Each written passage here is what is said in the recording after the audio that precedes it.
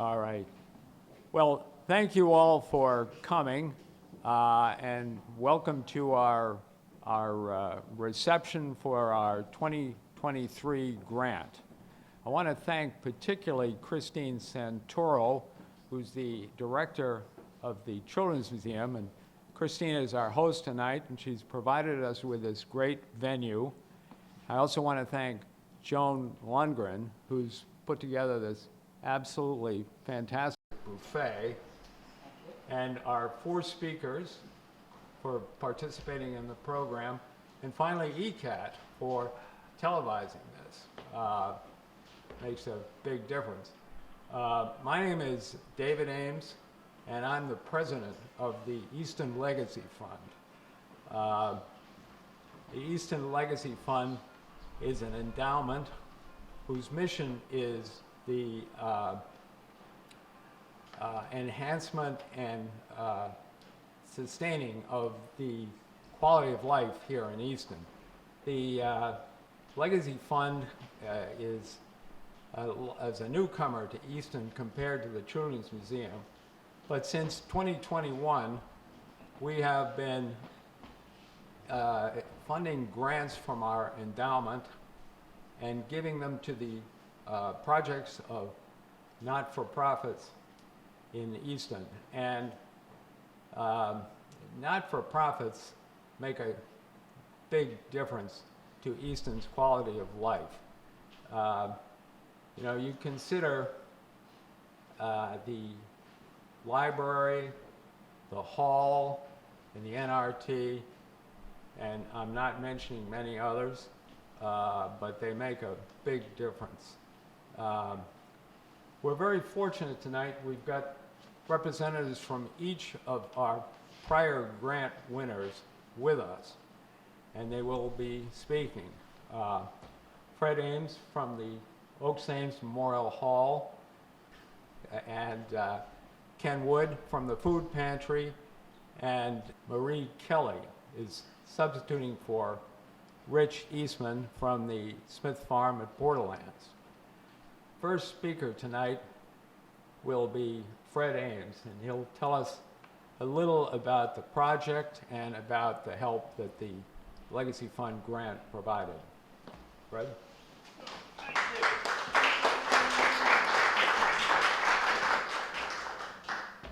Well, we were the first to receive the grant, and it was for replacing our stage curtains, and it's in the hall. And the curtains we had were rather old, I think maybe 60 years old, almost as old as me, and they were, I think, primarily what they were made out of was asbestos.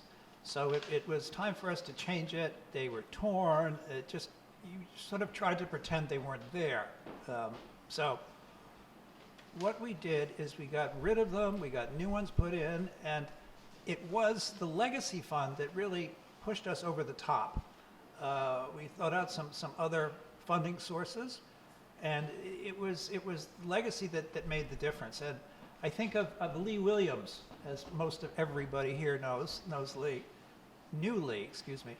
And that's what he did. He told me he would look for projects, good projects, that just needed a little help to get over the top to reach their goal. And I think that's a good model to do, and we certainly are very appreciative of it. And I know I write all this out, then I don't look at it, but sometimes I do. It's even the smallest thing in the right place at the right time, and I think you mentioned that in your video on your site of looking for those two qualities. Excuse me, can make a big difference. There's a nursery rhyme, and I finally looked it up because I really wasn't sure exactly how it went. But it's from the 14th century. It's quoted by Shakespeare, and I think you've all heard it. It's about how a battle was lost, and we all look at fundraising as a battle. It goes, for want of a nail, a shoe was lost. For want of a shoe, a horse was lost. For want of the horse, a rider was lost.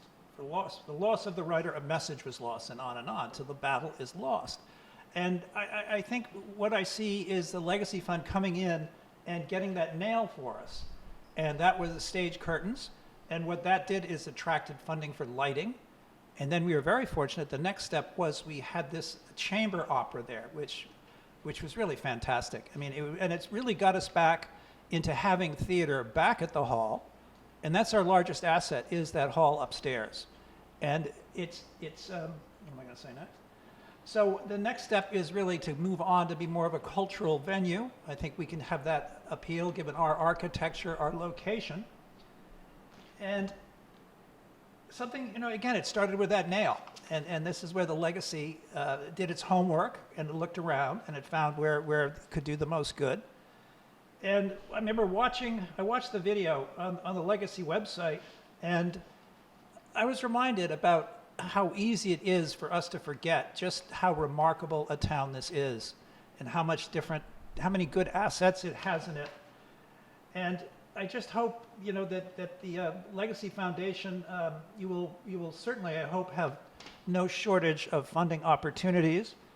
And good luck, and really thank you. Thank you very much for the difference you make.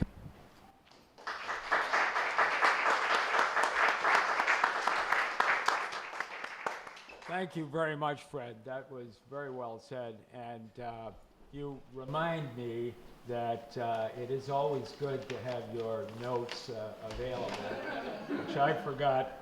And I forgot to mention that in addition to our board members who are here with us tonight, Doug Arico, Ken Michael, and Paula Peterson, who knows quite a bit about the Children's Museum. We've got Pam Borbet, and Pam, who has her duties here at the Children's Museum, as well as at the Hall and at the Grange, is taking care of our website and our social media. And that's really important to us because without that, we just can't get our message across. So I think I forgot all that. Then I should mention that in addition to the 3 representatives of our prior recipients, we have from South Coast, Tricia Grime, who will speak with us. The South Coast Foundation is really an indispensable partner in what we're doing. Without the South Coast, we would really not be able to manage our endowment effectively, and administering our grant application process would be a great deal more trouble than it is now. So, having sort of caught up a little bit, I want to introduce Ken Wood. Ken is the board member of the Easton Food Pantry, and Ken has been with the food pantry since its start in 1978. He's been very involved with it ever since. So, Ken, thank you.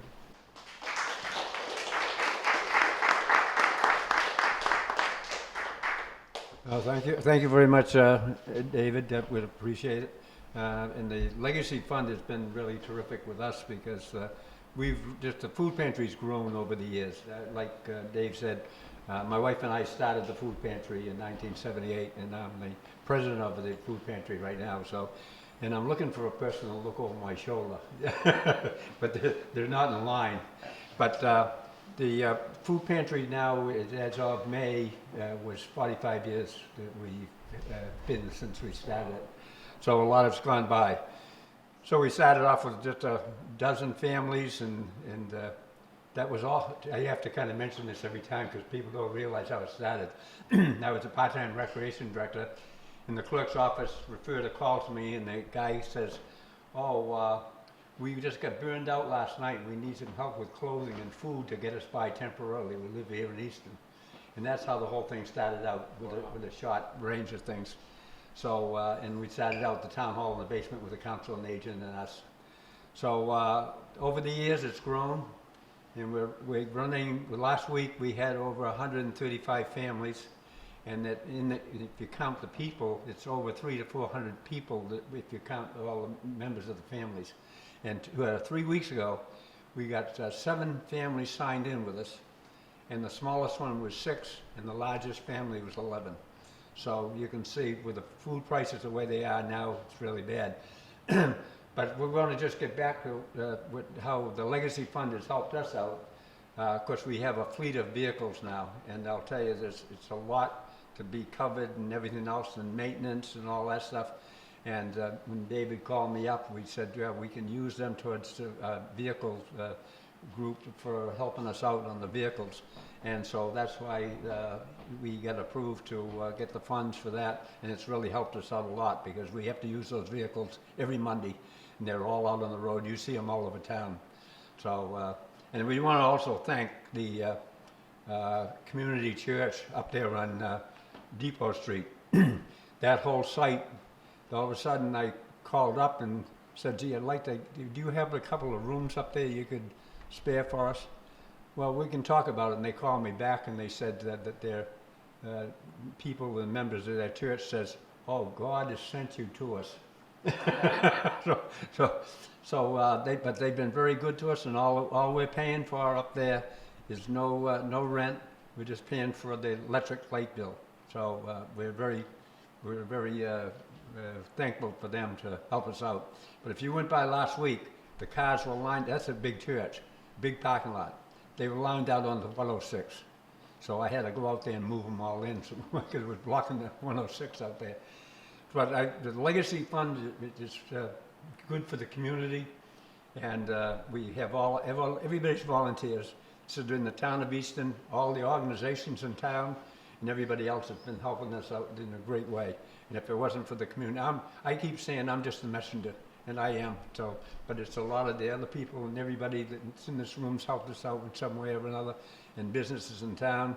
Even when during the crisis was going on, they were still helping us out financially, and they were running through struggles themselves. So, but we want to thank everybody in the community for that, and it's made a big thing in the town of Easton for taking care of our own, and it's just Easton, we two of us. Okay. So thank you, David. Appreciate it.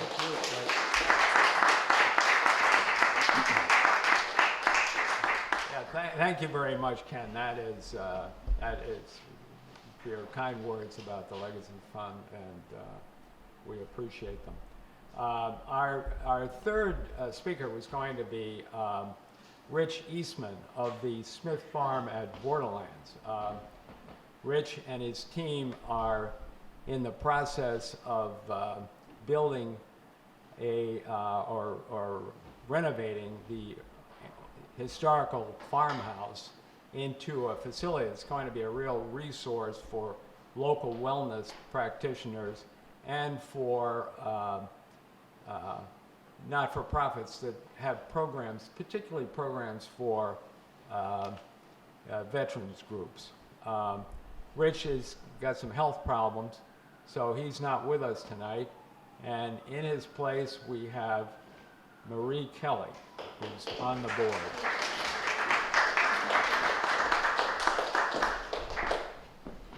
Hi, thank you. I'm actually here doing double duty. I am a board member for Smith Farm at Borderland and also a proud board member for the Children's Museum here in Easton. So representing Smith Farm, I just wanted to say thank you so much for the support that the Easton Legacy Fund has provided us. As David mentioned, Smith Farm is a 2-acre plot in Borderland State Park. Our goal is health and wellness programs, particularly for veterans in the community. For the last few years, our focus has really been on the exterior and making sure that the farmhouse, which was built in the 1880s, stands the test of time. We're grateful to the Town of Easton's Community Preservation Committee for the support they gave us with the exterior. We also have some wonderful local practitioners who provide outdoor programming. We have Easton Martial Arts who comes and does Tai Chi. We have a local veteran who does yoga for us. And most recently, we have the Pilgrim Amateur Wireless Association, which comes out and does ham radio. And it's been wonderful to use the exterior, but we really need to turn our attention to the interior and to renovating the actual farmhouse itself to open up as a community resource. And the Easton Legacy Fund really was one of the first to give us a commitment to get that going. So the Easton Legacy Fund will be used for the access to the building for a handicap ramp and a deck. We will be doing it in tandem with the first floor work that will, fingers crossed, commence this fall with Southeastern Regional. Their faculty and students will be taking us on as a community project. And we'll really be making sure that we get that first floor handicap accessible so that our veterans who want to come use our space have access to the building, and they will do that by way of the ramp, which will be funded by the Easton Legacy Fund. And we're so grateful and really excited to see that project come to fruition and really get the building open as an interior space that we can also use to extend the programs we're doing in the community. So thank you very much. And I will say, one of the biggest things that we found in our fundraising, which has been a labor of love, has been having the support of the Easton community. And when you have that support, so we've been able to use the Easton Legacy Fund really to help leverage additional gifts as we continue this fundraising campaign. So we're very grateful. Thank you so much.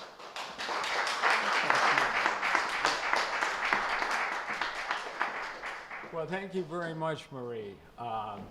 Much appreciate your kind words. Now, our last speaker is Tricia Grime from the South Coast Foundation. And Tricia is the Director of Philanthropy at South Coast. And South Coast is really a catalyst for philanthropic giving in Bristol County. And as I said before, they've really been great for us. So, Tricia.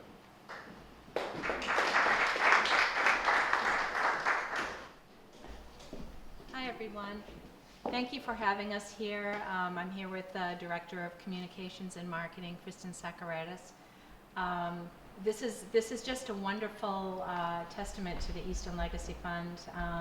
They opened a fund with the South Coast Community Foundation back in 2017, and Kristen and I came up to visit with David and Doug and Ken for an afternoon, and it was so delightful to hear the work that's going on in Easton.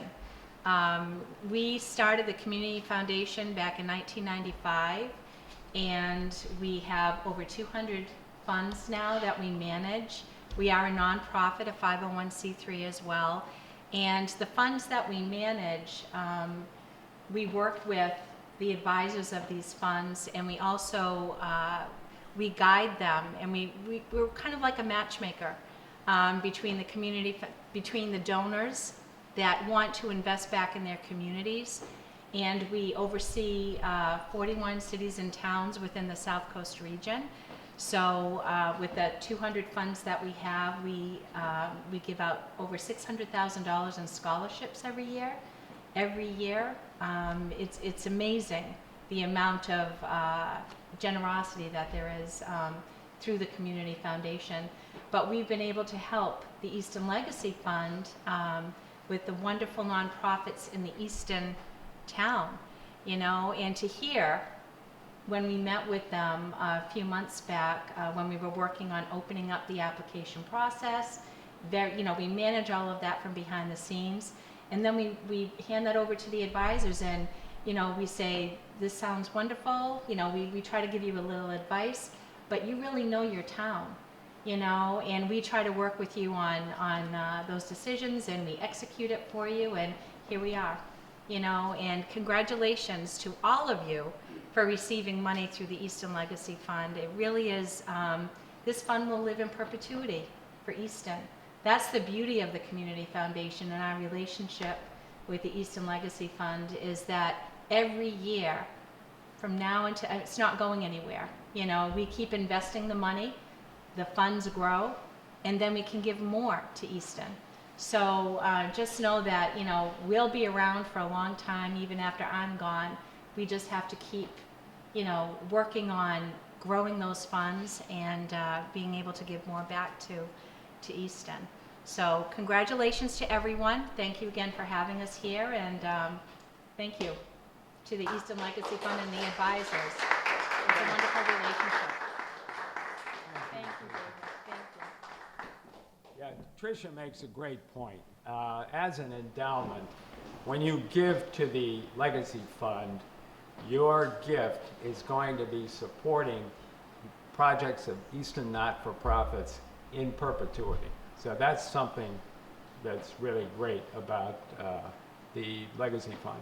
And that is not to say that we're in competition with not-for-profits, because gifts directly to not-for-profits are great. Our goal is to grow the pie, so there's more out there supporting Easton not-for-profits. Okay, having said that, I think the main part of our program is really the awarding the grant to the Children's Museum of Easton. So Christine, would you come up here?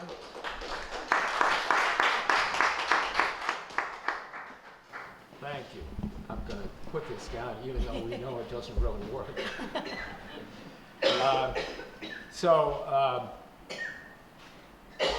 You know, as usual, we got a number of applications from Easton not-for-profits this year, which were very deserving. And after much consideration, we decided that there was no better way our grant could contribute to Easton than by giving it to the Children's Museum of Easton for, which does such great work for young children and their parents, for replacing the fire door on the second floor and the handicapped access door on the first floor. I had never seen the fire door before, but I went up there this afternoon with Chrissy and she showed that to me. It is really disintegrating on the outside. And then the handicap access door, when I was here about 3 months ago, I could see outside through cracks in the door. So they definitely need to be replaced. So we're very pleased to have been able to help you this year, Christine, and congratulations. Thank you so very much.